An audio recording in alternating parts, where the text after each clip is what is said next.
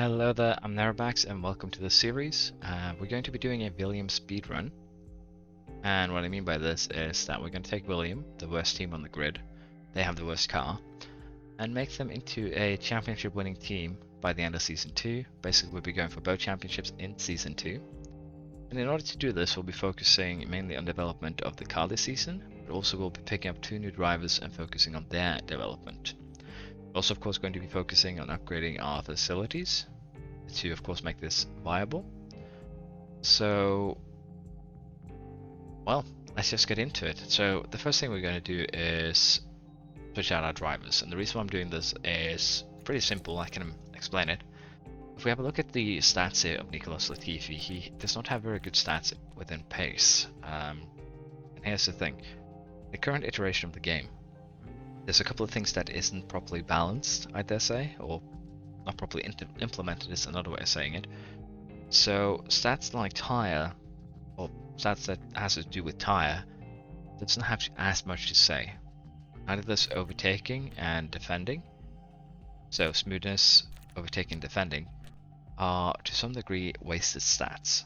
And the reason why overtaking and defending, I see them as wasted, is because the current iteration of the game, there are DRS trains that basically rule everything. They decide if you can overtake or not, DRS for the most part. So having these stats high is good, but it's not required. Having a good pace throughout the race, making the most out of your car, is far more valuable, as well as the consistency and control to, not cause accidents. You could make a case for adaptability, but again, this is basically, again, on tires not suited to wetter track levels. It's basically, are you using the wrong tires or not? So it's interesting, but again, completely worthless unless you are Ferrari, basically. So we're gonna first switch out both drivers. I do have a couple of drivers in mind. They're both Aussies. We're gonna be picking them up. The first one is Jack Doohan. You can't see it now, but I scouted him on a different save, and he basically has the stats that we're looking for. We're going to be putting him in Car 2 for 5 seasons, and we're going to be paying him 450,000 a year, which is pretty cheap when you consider everything. We're going to give him a starting bonus of 50,000, and you might ask yourself, why am I getting rid of Albon? Why would I do such a thing? The reason is simple. Albon has a yearly contract for 6 million, which means that if we keep him for the full season, we're going to have to pay him 6 million. On the other hand, we could break the contract now for 2.5 million and pay basically Doohan here the other 0.5 million. So we're saving 3 million total, and we also get a full season where we can develop Doohan, who has high potential, into the sort of driver that we want, which will help for season 2. Albon isn't as young anymore, he doesn't have as high growth potential, and that is generally why I like to, get a different driver in the seat. So it costs a little bit more, 2.6 million buyout fee. So, do that. And since I said that I was looking for 2 Aussies, most of you can probably guess who the second one is. It is indeed Piastri. We're going to be putting him in Car 1. And we're basically just going to give him a contract that is identical with Doohan's. Again, you can probably get him on a cheaper contract, but this works, so why mess with it, in my humble opinion. But again, you can get him cheaper. You just need to, again, negotiate with them. But any team can basically pick both of these drivers up from the get-go and develop them into basically superstars. So then we have that first part out of the way, which is, of course, important. Now the second part is that we're going to be doing a lot of development, and the best way to get development going is to actually upgrade your design center. At level 1, as you can see, it has a capacity of 2 designs at once, as well as 6 engineers. Now engineers themselves, there always need to be 1 assigned to a project in order to start it. In order to do it. And they also significantly speed up projects they're a part of, so they're valuable. At level 2, what we're going to upgrade it to, we get 4 more engineers, which means we can put 5 on each project. At level 3, we get an extra design slot, which means we have 310. At level 4, it goes up to, there's still 3 design slots, but we get 15 engineers. And at level 5, 4 slots and 20 engineers. So we can have 4 projects running at any given time and put 5 engineers to each of them, which is very powerful. Now the other things here we want to upgrade is the wind tunnel and the CFD simulator, because both of these allow you to use aerodynamic testing to up the stats of your parts, which we're going to be looking at in a second. Now in terms of factory, I don't feel like it's ever worth upgrading, in my humble opinion. Level 2 is probably the most you're gonna need. Now it says project capacity of 3, and what the game means by this is you cannot just manufacture 3 parts at once. You can have 3 categories of parts going at once. So I can make 9 chassis, 9 front wings, 9 rear wings, have them simultaneously work on all 3 of those. Development speed is nice, but again, we have the emergency buy option, which makes it super expensive, but you can get the parts immediately. You can rush the parts, slightly more expensive, but you get them quicker, and you can go normal. So again, I don't feel that development speed is worth it. You'll spend less money rushing parts in a season, I believe, than you will upgrading the facility. And of course, you're gonna have to spend more monthly upkeep. So if I upgrade it to 3, that's another 1.2 million a year in monthly upkeep. So you'll probably save money by using the emergency, emergency manufacturing, get it instantly, than upgrading your factory. Now, suspension and car part test centers, I'm a little bit on the hedge on, and that's because they work on cooling. The current iteration of the game, cooling doesn't really seem to do much, so I would not focus on cooling at all. Now, we've got our facilities going, staff facilities, team hub, which will give morale, attractiveness, quick experience gain. It's nice, but not something we need. Our staff is vital. I'll be showing you after we've gone through this, but we can't attract better staff right now, so it doesn't really matter. The experience gain they'll gain over 1 or 2 seasons isn't really worth investing into the team hub. Scouting department, again, we can currently scout 2 people at once. It takes 10 days for a quick scout, 30 days for a full scout. But again, you probably not scout anyone else than the top people, or the people willing to give your team a go, so I don't feel like I need to upgrade this.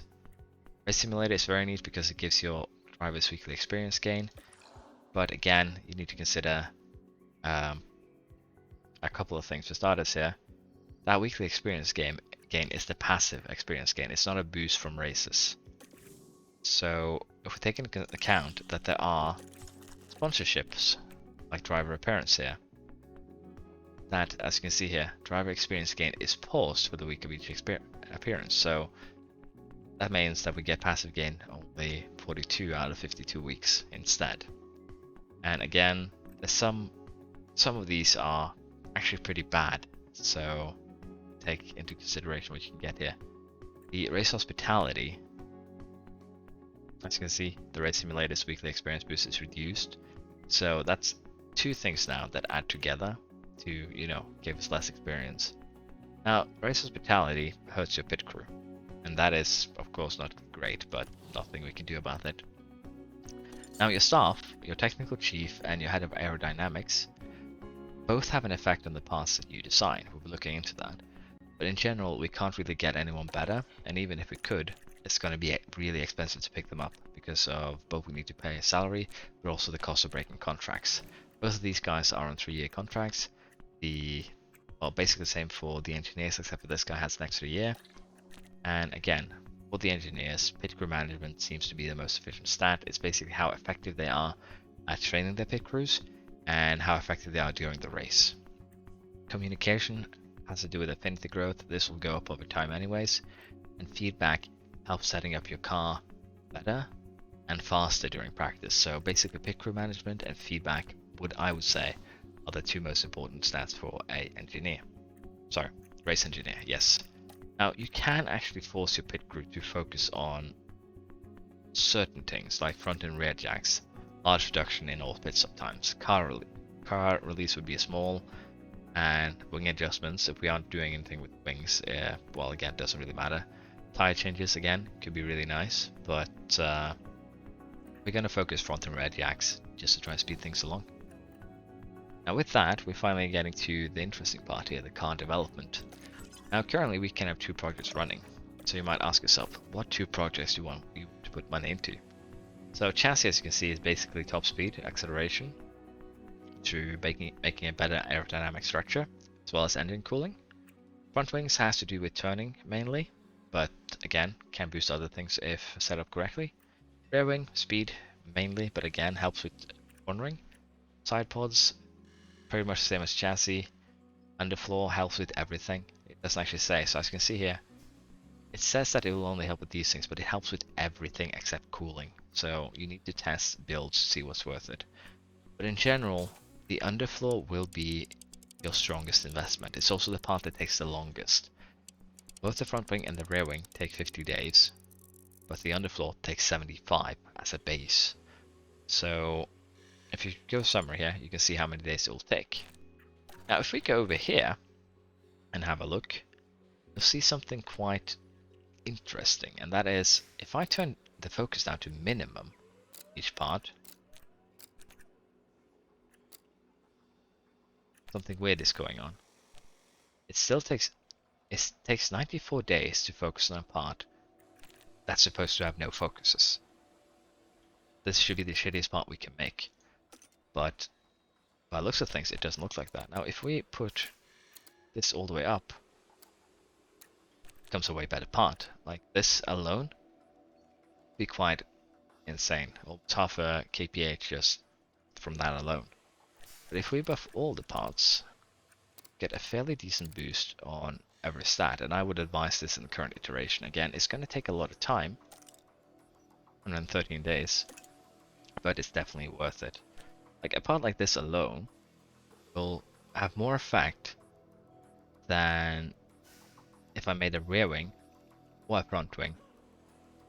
Well, to put it in a different term, the underfloor is basically your rear wing and front wing put together in terms of effectiveness. You make your design, at least on this Williams. You'll gain more acceleration with the rear wing and the DRS, for instance, but in general, this piece will be your most valuable one. You want to focus on your underfloor. It's just a jack of all trades. It just does everything well. If you want to make pieces like down the line for certain tracks, you can do, but I wouldn't recommend it. And also, I wanted to show you one more thing. Go along here. So as you can see here, we currently have 32.24% expertise in, drag reduction. And expertise is basically how well your team is handling a certain attribute. I believe it goes up to 100%, but I'm not sure, never reached it. So we'll have to test a little bit there. I'm making a guide to development where I'll be testing a few things, but you can see it in the coming days. But in general, as you can see here, the head of aerodynamics and the technical chief also added to the attribute total. So currently it adds up to a total of 39.49, but after, thanks to the boost from our design focuses, our CFD time or of internal time, you can see that currently they aren't that powerful. You need to upgrade your internal and your CFD simulator to make them really powerful, but it does help out a bit, and that is the important part here. But as you can see, also your technical chief, your head of aerodynamics, everyone's stats adds up, so you want to get better ones down the line, and currently there's nothing we can do about it, but in general we can make some really good stuff. So with that said, we're going to be developing this. We're going to be putting 5 engineers on it. As you can see, each engineer here cuts time by 6 days, so it'll still take almost 3 months. We'll get it in May. But here's the important thing. In Season 2, you have almost 3 months, because the development there starts on the 1st of January. You do not start on the 7th of March. So you have much more time. You can basically design your entire car from scratch. Basically a single upgrade on every part by the time of the Bahrain race. It is possible. I've done it before. So with that said, we have our approach here. Straightforward, it's normal, it doesn't do anything special. Rushed makes it go quicker, but you get a lower expertise gain. And intense, which makes it go same as normal, but you gain a bigger expertise boost on the future design. So in general, I go intense because it helps get your expertise up higher. I tested this. If you spend the same amount of time. Let's say you spend, well, if we use for an example, the what's it called? Well, any part really. If you use rush, it cuts the time down by 1/3. So let's say that we are making 3 underfloors, for instance, and then we're making with intense, and then we're making 4 underfloors with rushed. It'll take the same amount of time, but the intense underfloor, the third one, will be better than the 4th iteration of rushed. So basically, intense will give you better parts. It'll take longer. Rushed is for, say, if you're a mid-tier team that needs that little extra push to challenge for the next tier above you. So again, it comes down to what kind of team you are, but in general, I prefer intense. Intense does cost a lot though. It takes 3 times the base price. So in our case with the underfloor, it becomes 4 million. Rush only takes half the base price. So again, it's half the price of intense. But again, I still feel like intense is worth the value it adds by using money. So chassis takes 30 days to make, suspensions do 25. Chassis, suspension, and side pods do much of the same things. So since suspension is the one with the least design time, we're going to be focusing on one of these. And again, suspension is one of those things that help basically every stat. So it's again a nice thing to focus on. It gives a decent sizable boost. So again, I would focus on it. Now again, we don't really want to focus on brake cooling because I don't feel like it is effective in this patch. But even so, that's also why I am not going to be focusing on cooling on any of our parts this season. It's so that I can test it while also doing the Williams speedrun. So we're going to be making this suspension design, as you can see. Sacrifice some cooling, but we gain boost and everything else. So we are going to be putting 1 engineer on it, going to be going intense, and we're going to be spending the money necessary. So this has been quite a long introduction really about what we're going to do. I apologize for it. So what's going to happen here is we're going to continue a bit forward. We're going to see if we can get our pre-season results. Welcome to the team. Our 2 new drivers. Little information about the staff. Sponsor obligations. Again, sponsor obligations will be handled automatically for the most part, so you don't need to really worry about that. And a season kickoff party. We will approve the party request. There we go. Approves morale. Cost 10,000. At all. And we will have a quick look here at the Bahrain testing results. Now, you can see that we ended up 19th and 17th. The reason for this is that every team has 2 cars. So it'll always rate the car 1 as the better one if they both are identical, which they are in this case. So 19th is basically last place. 17th is second to last place. So as you can see, we suck in 5 of the stats. Well, more if you take into account cooling. And we barely beat our opponent, which is Aston Martin in this case, in medium and high speed corners. So we definitely have our work cut out for us. Now with that in mind, as I said, this first season I'm going to be simming a lot. What I mean by this is I'm going to sim practice, I'm going to sim qualify, I'm going to, for the most part, rush through races. If I see anything super interesting happening in a race, or outside of the track, I will be showing you. I'll be showing you every single part that I develop. That will be shown to you. Don't worry about that. If anything happens that changes the plans, I'll be showing it to you. Don't worry about that. I'll be showing you the research, and again, it's not something that you be too worried about. I'll be adding a link in the description to a playlist where I will have placed every single one of the races. Again, a lot of these are going to be run on 16 times difficulty, 16 times speed.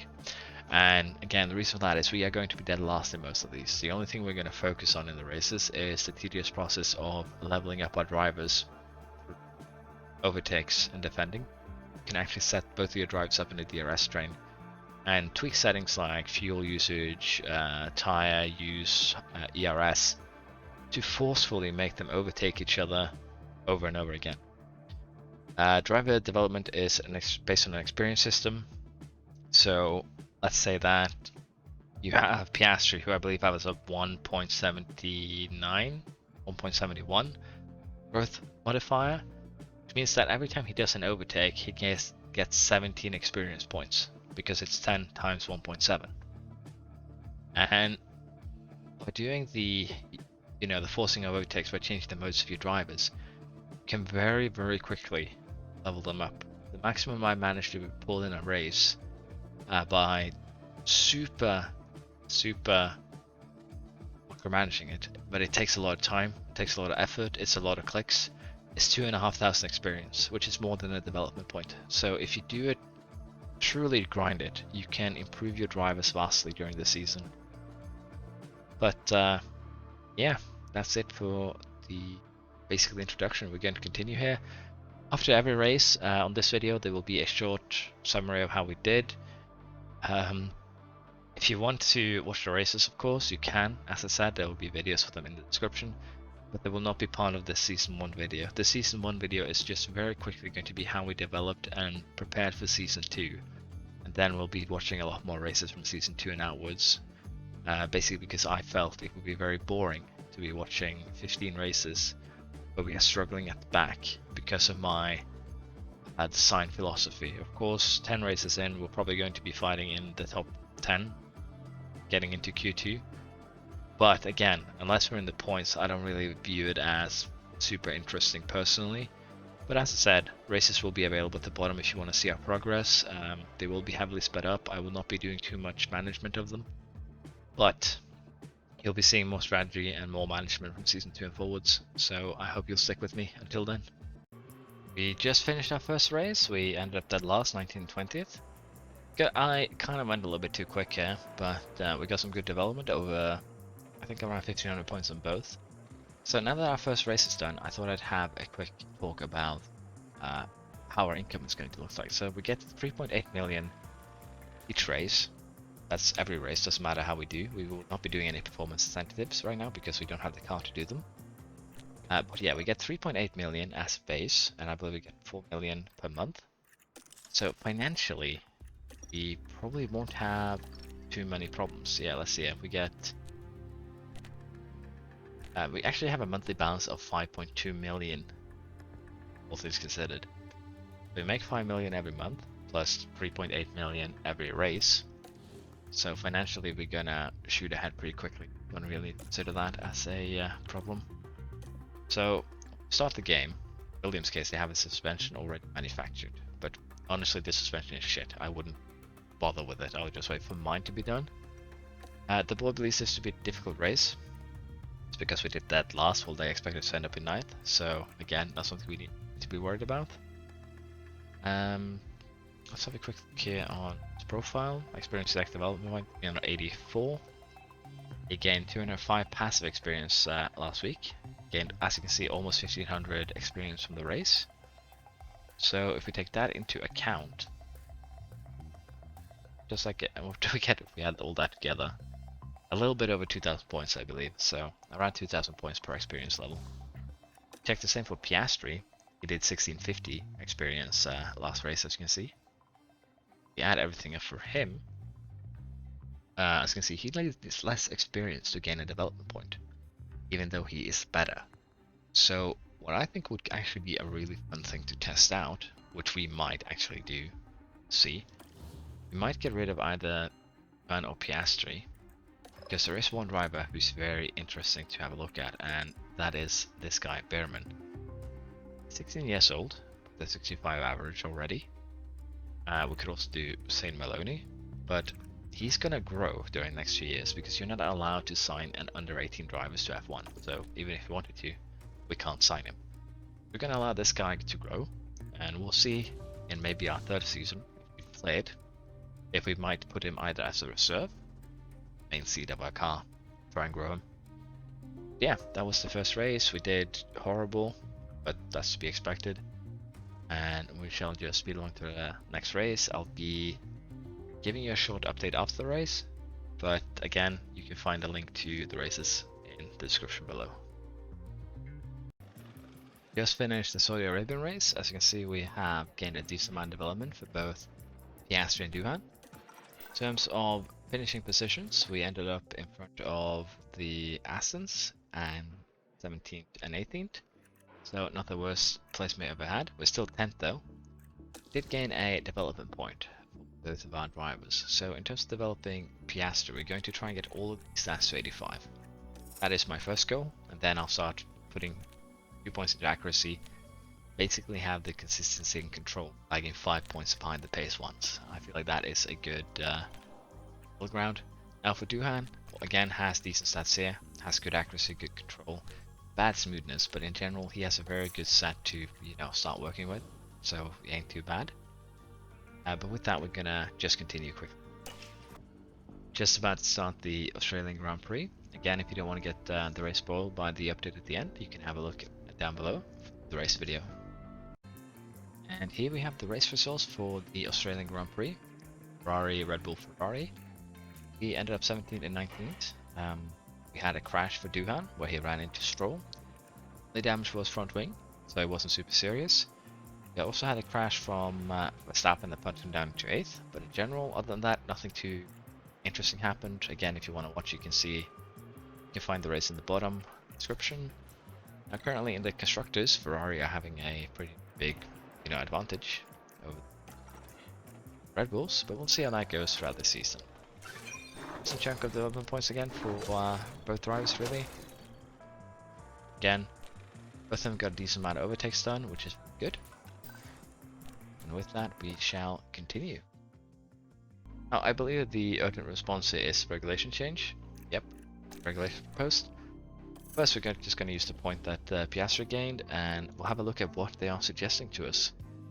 So, minimal regulation changes, -5% to everything. Moderate regulation changes, -10 to everything. Now, we benefit a lot from every team losing 10%. Let's be fair, that would be absolutely amazing for us. Because what you lose is 10% of your current expertise. That's basically what regulation changes do. So, if you have 70% expertise, you lose 7%. If you have 40% expertise, you lose 4%. So again, it's a percentage of your current expertise. Now, currently our first design has been completed, the suspension. We will start manufacturing said suspension, make 4. And as you can see here, we only will have 1 ready for the Emilia Romagna Grand Prix. It's a slight upgrade, it will not bring us up into points, so it's not worth for me to rush it or emergency it. We're just gonna get it normally. Now for the next one, we're actually just gonna do the chassis, and the reason for that is very straightforward. It's again a decent upgrade. It's the second shortest one, so we'll do chassis. We'll tune down engine cooling and see how it affects the car in the long run. But yeah, again, this looks like to be an okay update, and after we've done chassis, we'll do side pods. Then we will see what we do after that. We'll use Intense again. Pretty cheap project, all things considered. And with that in mind, we now have 19 million, which is a decent chunk of money. So I should have done this earlier. It's my bad. We are going to put a chunk of that into, as you can see, what's this? The CFD, most likely. In terms of going to the regulations. Some regulations here. And sporting. Testing limit. So we get 7 hours. Well, mega something hours for CFD. And we get 88 hours of wind tunnel testing. So with that in mind, we want to do whatever gives us the most boost. And honestly, I am a little bit uncertain on this. I haven't tested if it counts 0.1 as a single unit, but I believe it does. So we are going to upgrade this one because the boost is larger. If you have a look here, if you upgrade this one, it goes to, it doubles from what it is, but the boost is more minor. So we're going to upgrade the CFD simulator, and after that we're going to save money, so we make sure that we have enough money to upgrade the Science Center to level 3 in 24 days. So with that said, we're making progress. Let us speed ahead to the next race. We'll see what the results were of the vote. Got some moderate regulation changes, as you can see. So this is very good for us for next season. Now with that in mind, I will be powering through this this race. Again, you'll get some updates if anything interesting happens, but again, unless it's actual proper crashing, not just locking up and sliding into the wall, I will not be showing it. You can have a look at it in the race down below if you're interested. We just finished the first set all 3 practices. We have pretty bad confidence, all things considered, but we are going to make some tweaks. This is usually how I tweak the car for qualifying, especially now that we're so far down the food chain that it doesn't really matter if we do not have a perfect car for, you know, qualifying or the race. We'll get another update after qualifying, which will tell us if the changes we did were good or horrible. So, with our team being as bad as is, can tweak the car before qualifying like this. It's no problem. It's no biggie really. And I honestly advise doing it like this. It's just easier for everyone involved really. So again, with that in mind, we are going to try this setup. I'm gonna do this, pull it a little bit further more to the left, the braking. But we're currently in a situation where some of these car parts are going to take damage during the race. So what we are going to do is give both of our drivers a new gearbox and a new engine. Previous engines we're going to be using exclusively during practice till they break, basically. This is to save on parts for the long run, but also to make sure that we completely use up our parts when, you know, so that we don't take penalties is one thing. With each extra engine we buy, each extra ERS, each extra gearbox is $1 million each. So over the course of the season that adds up. As you can see, it's in practice, we ended up dead last game with both cars, but we are pretty close here. I also forgot to put the suspension on one of the cars, which is my bad. The one that we had finished, but not much we can do about that. The time has come to fight it out. With that in mind, we'll quickly put together a strategy here. Again, medium to hard is currently the most powerful strategy in the game, or hard to medium, if you will. I'll be back as soon as we finish the race. There we are. We just finished the race at Emilia Romagna. Carlos Sainz won. Ferrari doing good. Verstappen actually crashed out in lap 12, but I was busy, so I didn't actually see it. But that's a bit surprising. We did fairly well, 14th and 17th. With the safety car that Verstappen fixed by crashing out, we switched our tires from mediums to another set of mediums. And since we were at the back, we were able to jump a few cars during the pit stops before we again switched to hards, so fairly decent result. Ferrari is tightening the grip on the both championships actually. Sainz has won 3 out of 4 races so far. And as you can see, got 67 points on Red Bull already. Not the best week in terms of development. Our drivers struggled to overtake, so that is understandable. Decent amount of money gained too. Now we're gonna upgrade Johan's cornering, I think. But I need to figure out how his name is pronounced before someone kills me. Yeah, a great race. As you can see, the board was very happy with the 14th place. So currently we shall speed along. I believe. Oh yeah, we had a slight damage to the underfloor. How far are we away from the new underfloor? 24 days, so 3 or 4 races basically.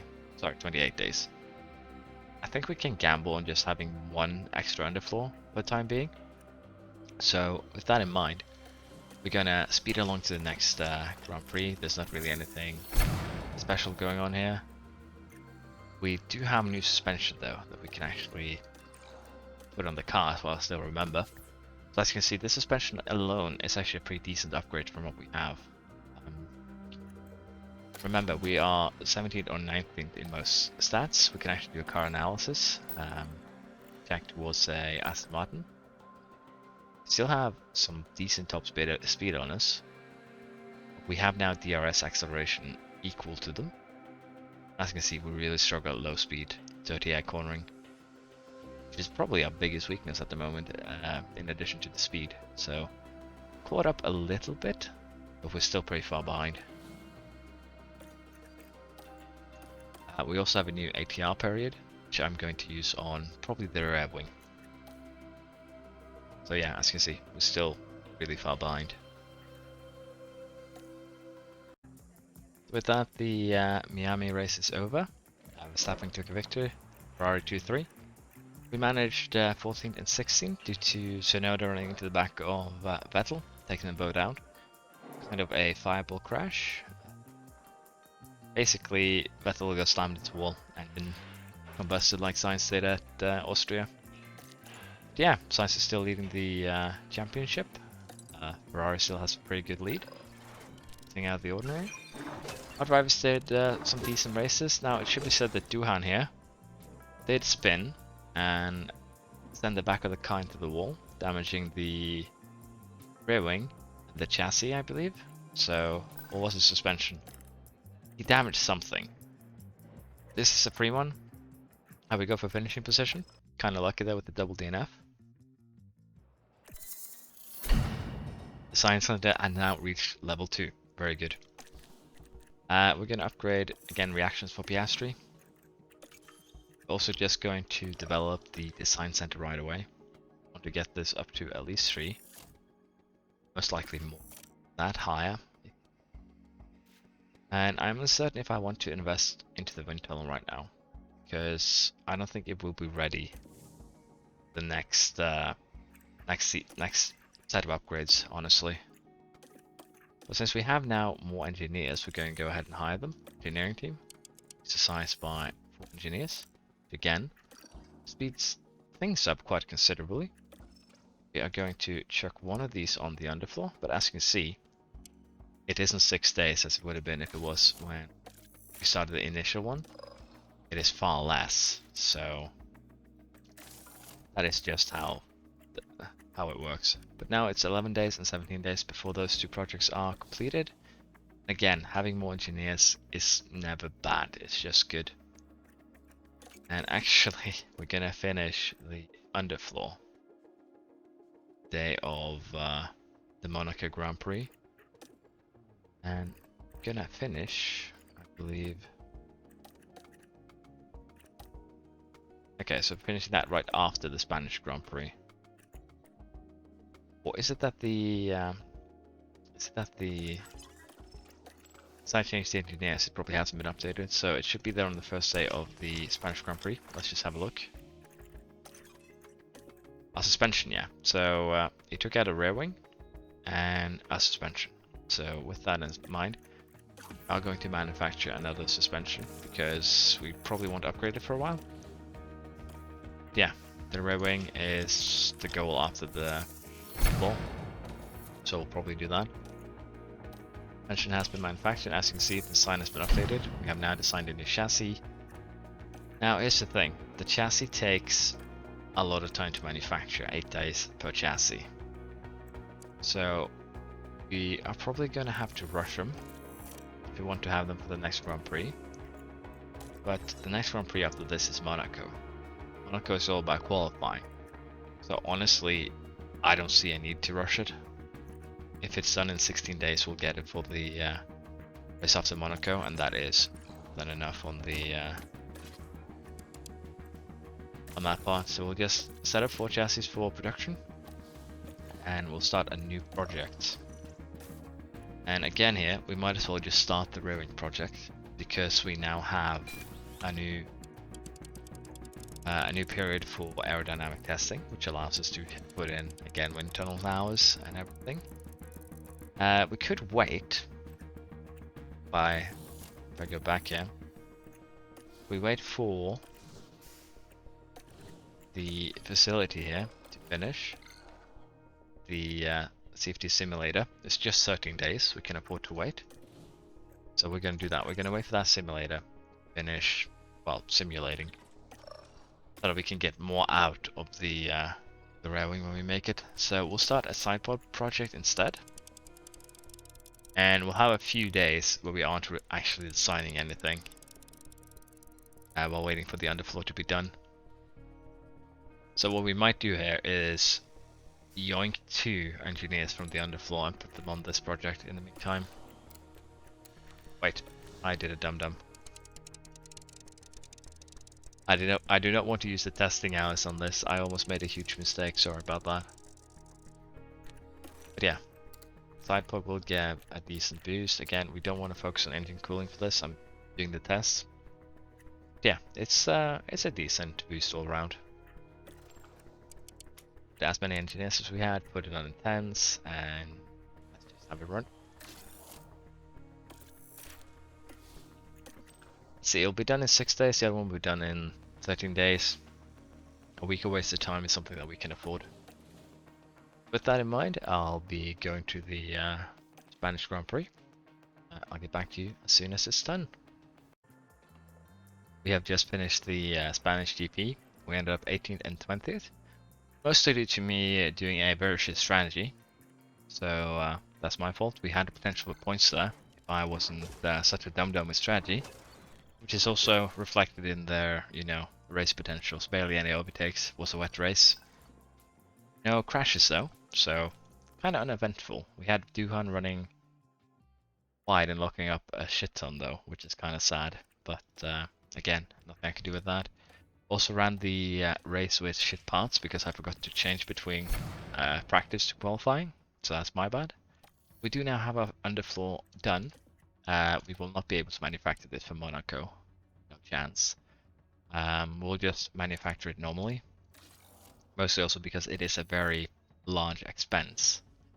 If I remember correctly, I had a CFD simulator going here that we want to upgrade before we start to design the rear wing. So we will, that's the wrong place.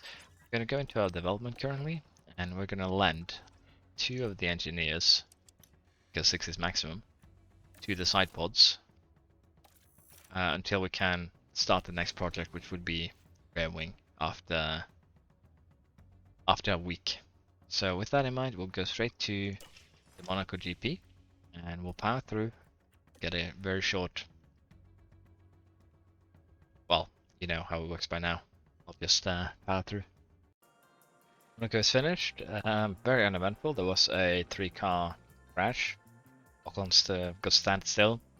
Tag Leclerc and Verstappen. Both of them did not get any damage though, so it wasn't a big issue. We have finished 18th and 20th. The Astons have actually a sizable advantage on us right now. But seeing that we got an underfloor developed last time, we should be good. Currently, Ferraris are still dominating both championships, but we'll have to see how that changes through the season. Again, very few development points due to our drivers being basically stuck doing nothing, as you can see. Piastri had 2 successful overtakes, and Duran had 0, just 5 failed ones. So again, not a good race weekend for us at all. But it's Monaco; it's not really a place where you can overtake. So with that in mind, we're gonna speed along here until the CFD facility has been completed, and we will now manufacture, I believe, a new rear wing.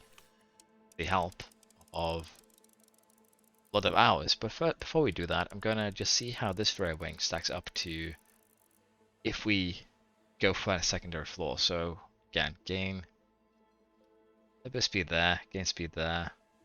Not really a lot is considered, but let's get the design focuses up and see if that helps. Helps a bit. Basically 0.2 kph on both. Some acceleration, very nice. Some cornering too, very nice. But the thing that I want to have a look at is, let's see, before we test this, I'm gonna have to go into my current projects. I have 1 underfloor manufacturers, I believe. Yeah, I do. Let's go into the warehouse, underfloor. We'll equip this on car 1, and as you can see, that underfloor alone is a massive upgrade when you consider the situation. So I just want to see if developing another underfloor might be the way to go. So car 1 performance, this is a car we just slapped an underfloor onto. Already you can see that the performance rivals a rear wing, which we had put everything into. So what I'm thinking here is that we just go and invest in another underfloor. It's going to be done towards the end of the season, August, September, October. Even then, I feel like it's worth it, just because of the massive boost you get. Because 0.2 kph on top speed, on basically both. Here we get 0.33, 0.26, gain even more acceleration than we would if we did a rear wing. We gain far more low speed cornering, medium speed cornering, high speed cornering than we would with a rear wing. So what I'm thinking is we make another floor with the extra boost, and then we go ahead. As you can see, we're getting some very good expertise up and running here down the line. So we're going to put this one into intense. We're going to change the engineers over to cut down the time. Yeah, we're going to move 2 engineers over. And then we'll do the wings after that. It's just that is how powerful the underfloor is this game. And well, with the current design philosophy. So it will be done for 16th of August. If we have a look, will be right here. It hasn't updated yet. Basically, we'll get it done right before the summer break ends, and then we'll have 1, 2, 3, 4, 5, 6, 7, 8, 9 races left. And these will be the races where we will potentially be able to score points. We can keep on developing parts until the 1st of November 2022, 24 weeks to go. So with that in mind, we do now have a pretty okay plan, I dare say. We are going to also, I think, start the wind tunnel upgrade. It's going to take 63 days, so again, we'll be able to get the boost onto the next part. The science center is done also in 60 days. We should be able to save enough money if we want to go for upgrading it all the way. For now, we're going to put some money into the wind tunnel.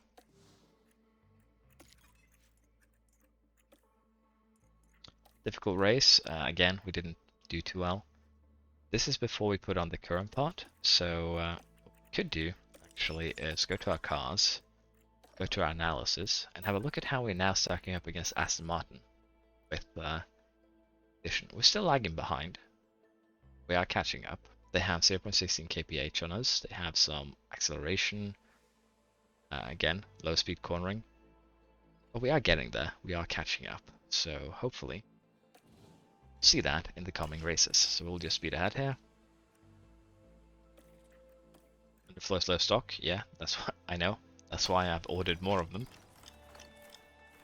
Yeah. We'll get through the Baku Grand Prix here, and well, Azerbaijan Grand Prix at Baku. Then I'll be back. You know the drill by now. Baku has ended. Max Verstappen won. Ferrari 2-3. Perez had an accident, which turned him around and probably damaged his rear wing. And as you can see, Fernando didn't DNF. He went straight on in the corner, crashed out. And Duhan suffered very much because I forgot to put the underfloor in his car, so that was me being a dum-dum. But in general, pretty straightforward race. We had a bit of an issue with the safety car on lap 48, which allowed Vettel, because I had a Piastri, to suddenly gain almost a full lap on him. Ferrari still has a good hold on the championship. Now, Verstappen is 40 behind. Ferrari still, again, it's 100 points ahead of Red Bull. But we'll see how it ends up, how it goes in the end. Duhan's low development here is my fault, not his. I gave him a shitty car. And we're gonna fix that right away. I'm gonna go through every part we've made just to make sure that I've actually, you know, given him a car with worth driving, if you will.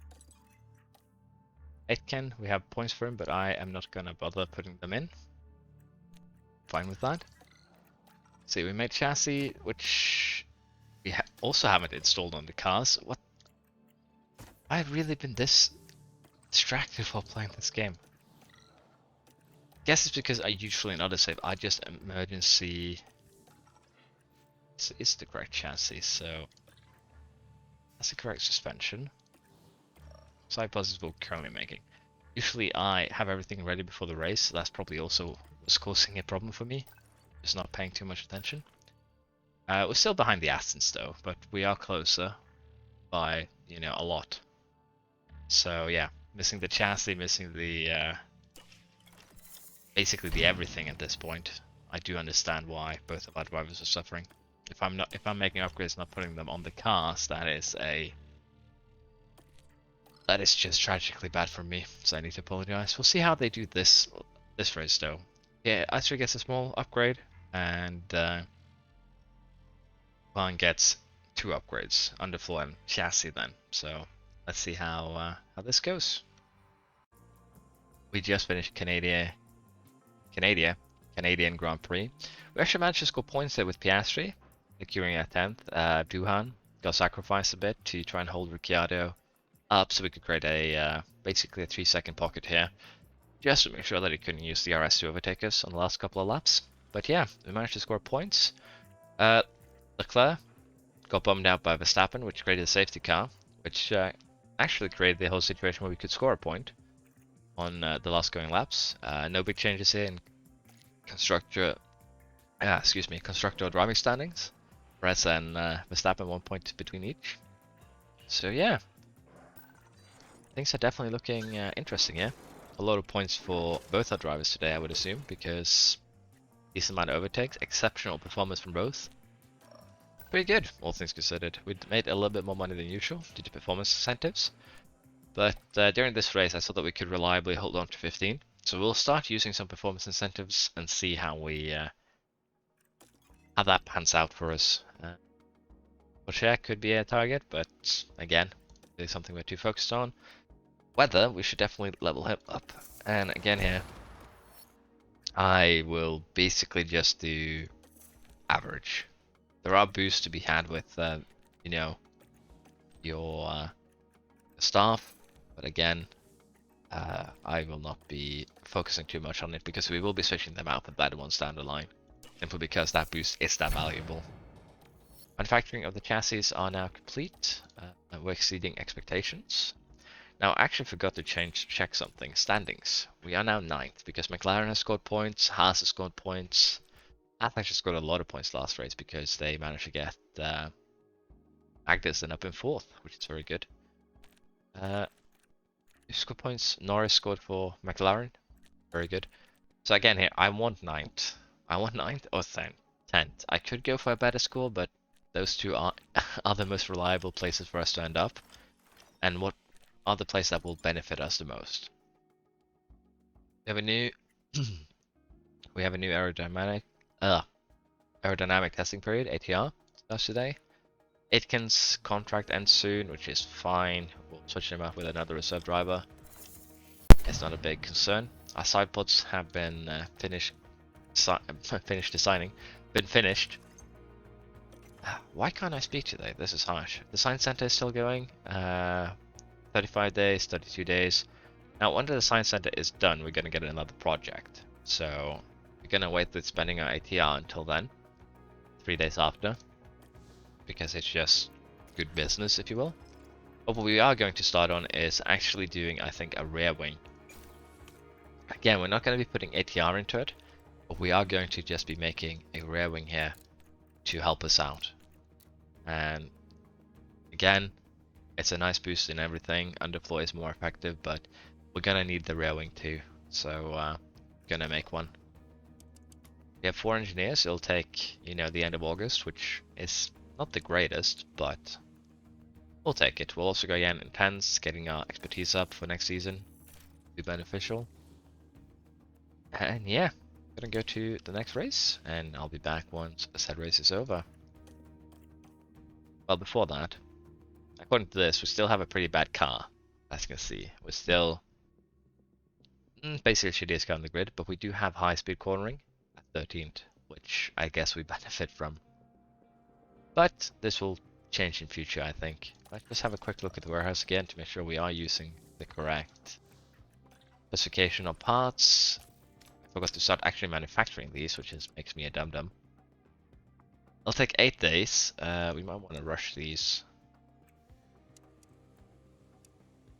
Cost 750 to emergency rush these. does boost car performance quite a bit. What I'm gonna do is actually just emergency 2 of these. And that's because I was silly enough to not, start the manufacturing process once the design was done. I'm gonna install these on car 1 and 2. And the reason why I've decided to emergency rush these is because we are currently in a position where we can't fight for the performance targets of qualifying 15, for instance, maybe. Gamble on that one. HQ2, gamble on that one too. Again, we could lose money here. But with us now being in a position where we can start fighting for 15, if we can get an extra 100k, for instance, in some races, 15th, finishing, let's say 3 races, an extra 500,000 over 3 races if we pull it off. So we are going to start trying to get a little bit extra money. And again, I feel like using emergency to get past in an earlier race in order to boost the money so that you go 0 potentially is still worth it. So with that, we're going to go to the race weekend and I'll be back soon. British Grand Prix just finished and it was a shit show. We finished 19th and 20th for 2 reasons. First and foremost, I once again forgot to switch the parts over from practice to qualifying, which means that we were running with severely damaged engine, damaged DRS, and also we ended up mangling a strategy because rain happened and I misread the charts. You can watch the race video if you curious how badly I messed up, but it was pretty bad. In other words, Verstappen won. Charles made it back from a 9th or 10th really, and made up some places. Very good. In terms of drivers championship, Sainz is still leading. Verstappen is catching up a little bit.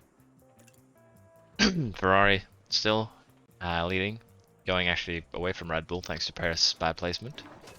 But yeah, that was a shit show of a race. I know that I argumented before the race that we should do some performance incentives and therefore rush the side pods, but those side pods just became even more expensive, sadly. So it was a bad financial decision. It was a bad, basically every way you want to look at it, decision, sadly.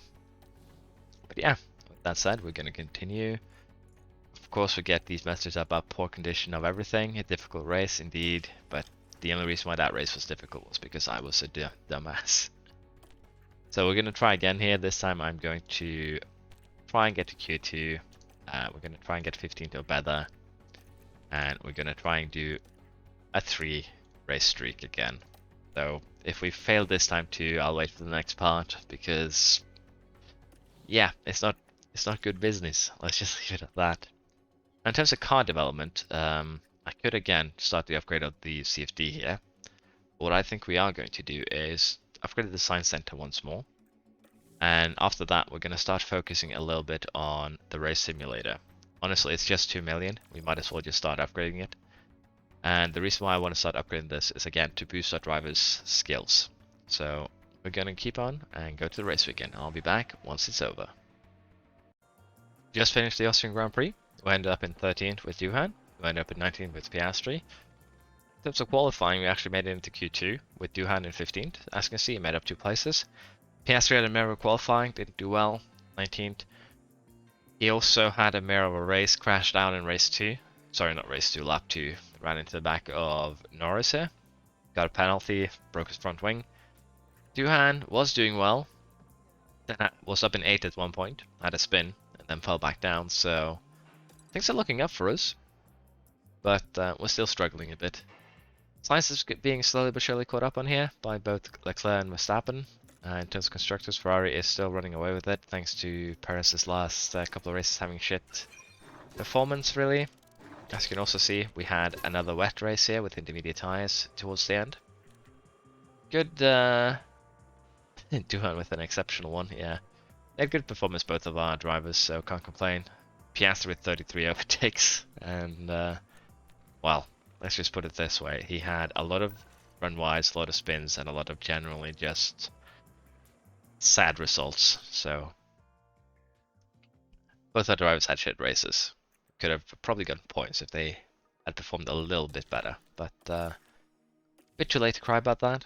Now we have another regulation vote here about the points allocation if we want to go back to, well, different point scoring system. No fastest lap point. I'm gonna vote against that, honestly. great race. Our team is happy. School's invitation. I could attend for $100,000, but we are not gonna attend. I don't think it's anything in particular. I don't think it matters for anyway. How is the current development coming along? A month and 1.5 months. Okay. There we are. Oh, it went through, I guess. Yeah, it went through. So eighth place is now going to be required for scoring points. Now, I've never had this happen, so we'll have to see how this goes with Season 2. But it could definitely make the championship way more exciting, because, there'll be less points to fight for. That's a bit of an awkward one. So with that, let's just set up our performance targets. Q3, no way we're happening that. 15th is a gamble, but we can do it. Fastest lap, no thank you. And well, the rest is just asses. So yeah, we'll power through the French GP. Due to video itself, the current time of editing being over 2 hours long, I've decided to cut it in two. This is the first part of Season 1. There will be a part 2 coming up shortly, as soon as the video is done rendering and I can get it uploaded. If you have enjoyed this so far, I hope you like and subscribe. Thank you very much. And again, all the races can be found in the description. There's a playlist, all 22 races individually. We'll have more focus on them towards the end of the season, so let's get more and more interesting. But yeah, I've enjoyed this so far, and you should see the second part up shortly. Thank you very much.